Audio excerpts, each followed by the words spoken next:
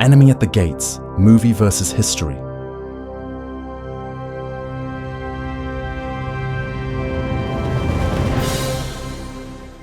The historical film Enemy at the Gates, which tells the story of Soviet sniper Vasily Zaitsev, is Hollywood's depiction of his legendary tale. However, this story raises questions about how much of it was, from the very beginning, merely a fabrication of the Soviet propaganda machine, one that American filmmakers adopted wholesale. Even so, the film remains a powerful portrayal of war, offering not only the central sniper duel, but also a raw insight into the Battle of Stalingrad.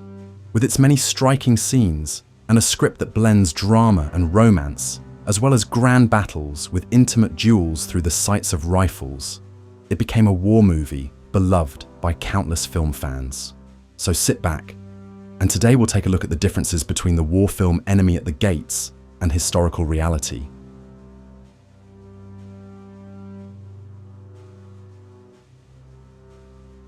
Vasily Zaitsev is perhaps the most famous sniper of the Soviet Union, whose global fame was significantly boosted by the release of the Hollywood movie Enemy at the Gates.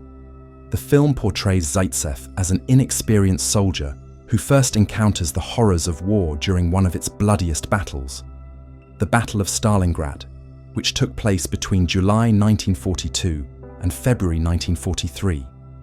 In reality, however, Zaitsev had already joined the Soviet Navy in 1936, working in the financial department. During the war, driven by his desire to fight, he was transferred to the 1047th Rifle Regiment of the 284th Rifle Division, which was later deployed to Stalingrad. He began as a regular infantryman and was soon seriously wounded in a bayonet attack. However, his will to fight remained strong. Eventually, his marksmanship, which he had developed as a young shepherd in the Ural Mountains, was noticed by his commanding officer, who personally gave him a scoped rifle. According to historically reliable records, Zaitsev killed 225 German soldiers and officers in Stalingrad, including 11 enemy snipers. It's also worth noting that Zaitsev was far from the naive, backwoods peasant depicted by Soviet propaganda. He had graduated from a construction college in Magnitogorsk and had also completed military economic training thanks to his naval service, something conveniently left out of his story by Soviet propagandists in order to make him more relatable to the common working man. The film also exaggerates the speed of Zaitsev's rise to fame, presenting him as a hero almost instantly.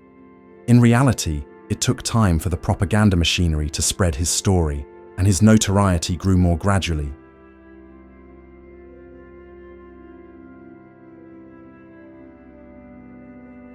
In the movie Enemy at the Gates, Zaitsev becomes a hero early in the film after saving Commissar Danilov's life. A similar event may have occurred in real life, but it wasn't as dramatic as the film shows. Zaitsev was simply crawling through the streets with a political officer behind him, and he picked off German targets with his rifle. While certainly dangerous, it didn't unfold in quite such a cinematic fashion. More importantly, the character of political commissar, or politruk, Danilov, appears to be a complete invention of the scriptwriters. Though the film portrays him as a key figure who elevates Zaitsev as a symbol of Soviet heroism, and even entangles him in a love triangle, there is no historical record of any particular commissar named Danilov playing such a role during the Battle of Stalingrad. The way Danilov is portrayed as a passionate propagandist is a Hollywood shortcut to represent the broader Soviet propaganda apparatus, which in reality involved multiple state-run institutions. There's also no evidence of any such dramatic incident, like Danilov's heartbroken, heroic suicide, which conveniently assists Zaitsev in his duel with a German sniper, ever happening. And in case you're wondering what a politruk actually was, it was a Soviet military officer responsible for maintaining ideological discipline and morale among the troops. Their main duties were to ensure that soldiers adhered to communist ideology and remained loyal to the Soviet Union and the Communist Party. Political commissars supervised propaganda, monitored soldiers' ideological alignment, and often had the authority to intervene in military decisions.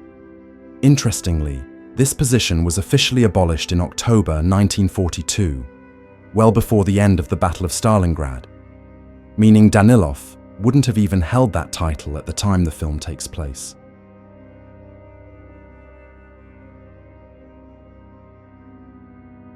The cold gaze of Ed Harris and his aristocratic manners, combined with precise, cold-blooded professionalism, helped make Major Erwin Konig a celebrated movie villain, because every hero needs an arch-nemesis to truly shine.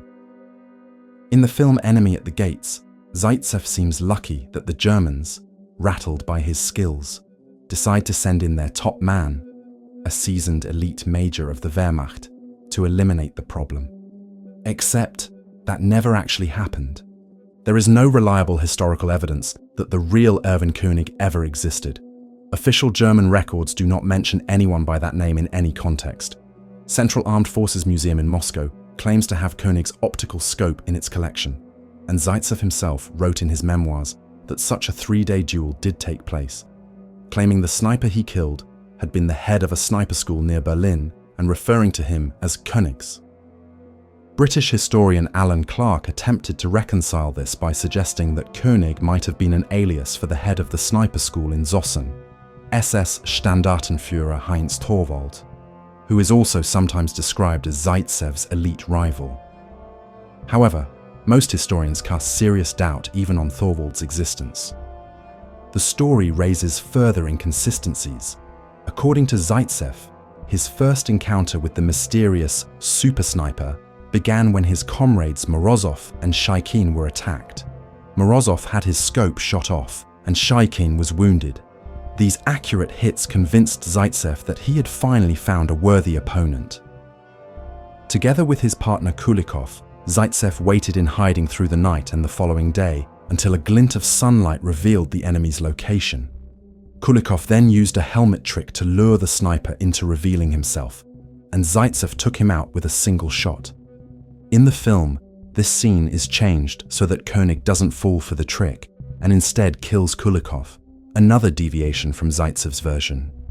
If Konig really were such an elite sniper, it seems improbable he would fall for such a simple ruse. The most likely explanation is that the story of a German super sniper was invented by Soviet propaganda to elevate Zaitsev's heroism even further. Historians generally agree that Konig is a myth.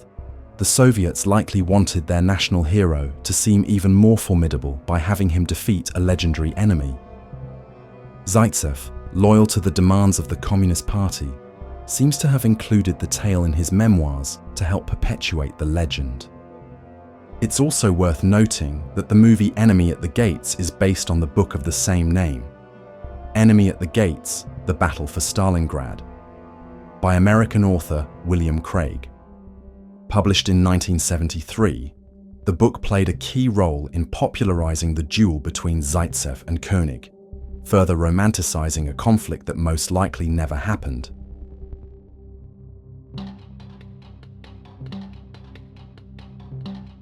As with any big war movie, Enemy at the Gates includes a love story. Amid the perilous backdrop of the Battle of Stalingrad, where every moment is a matter of life and death, protagonist Vasily Zaitsev falls in love with Tanya Chernova, a female soldier in his unit. Tanya also becomes the object of Commissar Danilov's affections, who reassigns her to a translation unit out of concern for her safety.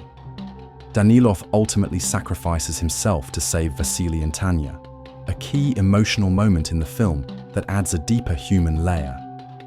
But as we've mentioned earlier, no such love triangle occurred in reality, and the relationship between Vasily and Tanya is heavily romanticized by the film.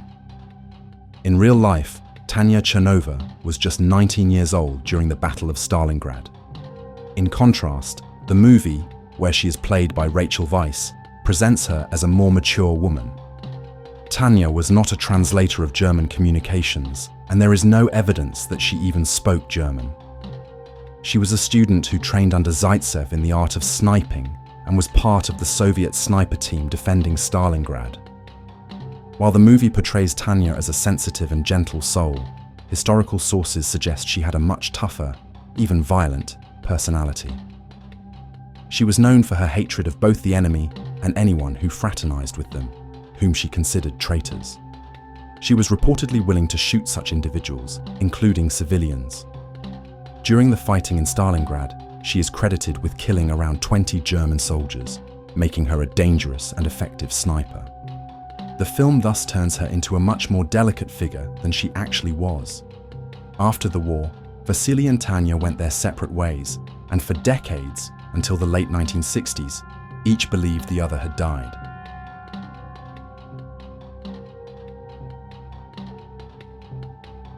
Among the characters that can safely be considered entirely or significantly fictional is Vasily Kulikov.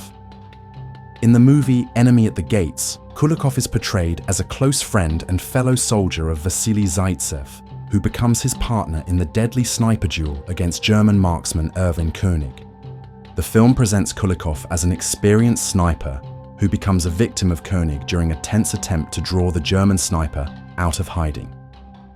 In one of the film's pivotal scenes, Kulikov tries the classic helmet trick, but Konig sees through it and shoots him before he can escape. This moment plays a major narrative role in the film, but the truth about Kulikov is quite different. In reality, Vasily Kulikov had no such close connection to Zaitsev or the dramatic duel depicted in the movie. For reasons we've already mentioned, the duel with Konig most likely never happened, and the story about Kulikov and the fake helmet was likely invented. There are no detailed historical records about Kulikov, and the story of the duel itself stands on shaky ground, which makes it likely that Kulikov was added simply to spice up the narrative. The real Kulikov was probably one of many heroes who contributed to the defense of Stalingrad and may have encountered Zaitsev in some form. But he was not his trusted comrade or someone who died at his side.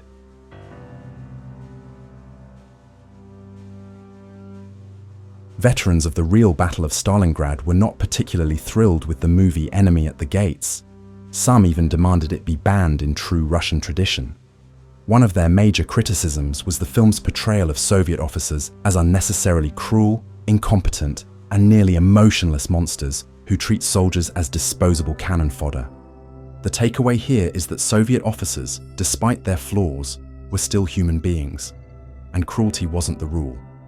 The film also exaggerates their incompetence. While history records many chaotic decisions and poor maneuvers that led to early Soviet defeats, these mistakes were often corrected, and Soviet organization and command improved over time. Soviet casualties during the Battle of Stalingrad were devastating. Almost 500,000 people lost their lives. But it was one of the most brutal and destructive battles in history, and the Axis forces, Germans and Allies, suffered even more, around 750,000 to 850,000 deaths.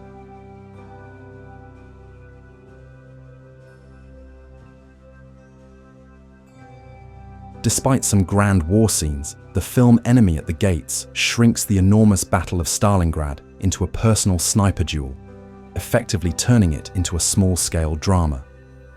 In reality, the battle was a massive military confrontation involving tanks, infantry, and artillery, with snipers playing only a minor role within the overall army structure. One of the most glaring omissions in the film is the role of the Soviet military leadership, especially Marshal Georgy Zhukov and other key strategists. Zhukov had already achieved major victories before Stalingrad, including the defense of Moscow. Known for his toughness and strategic acumen, in 1942, Zhukov played a crucial role in planning the counteroffensive. The film Enemy at the Gates completely ignores a critical turning point in the battle. Operation Uranus, launched in November 1942. Zhukov co-developed this plan alongside General Vasilevsky. Operation Uranus was a massive Soviet offensive designed to encircle and destroy the German forces entrenched in and around Stalingrad. The plan was straightforward, but required precise coordination. Soviet troops attacked the weaker flanks of the German lines, which were held by under-equipped Romanian and Italian forces.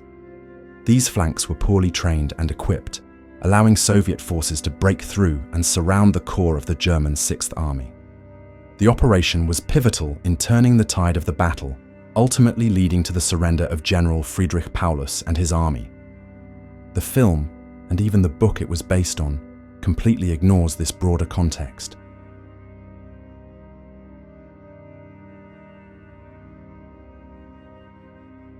One of the most criticized scenes by veterans is the one where every other Soviet soldier is left without a rifle and must wait, or hope, to pick one up from a fallen comrade.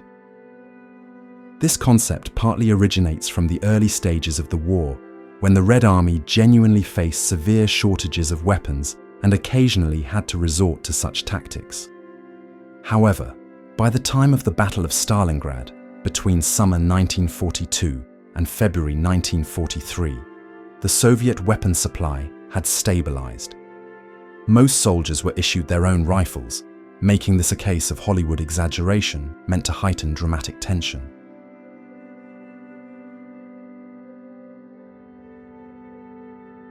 The movie Enemy at the Gates depicts civilians as passive victims, struggling to survive each day in war-torn Stalingrad. But the image of apathetic, helpless citizens doesn't fully align with reality. Many civilians actively contributed to the city's defense. Men and women helped construct fortifications, provided logistical support, and some even fought directly. Between 40,000 to 45,000 civilians died during the battle, the majority during the early phases, particularly due to the massive Luftwaffe bombings in the summer of 1942.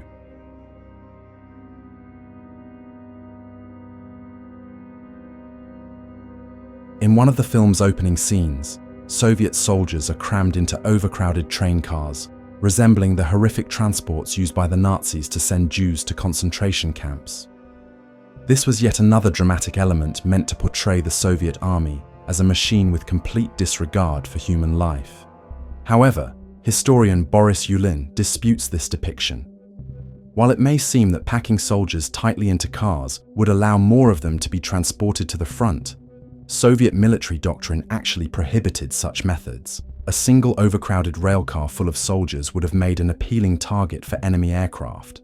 And from a purely logistical and material perspective, even the hardline Soviet regime could not afford such needless risk.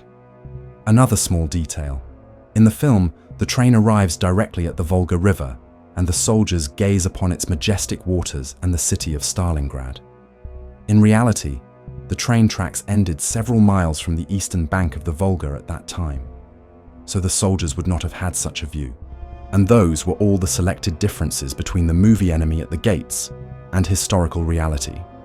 While the film is a well-made war drama, its story and characters are largely a fabricated narrative, shaped not only by American screenwriters and filmmakers, but also by Soviet propaganda, which had originally exaggerated the legend of Vasily Zaitsev to boost the morale of Red Army soldiers. So, what do you think of the story now? Are there any other historical discrepancies that come to your mind and are worth pointing out? Let us know in the comments.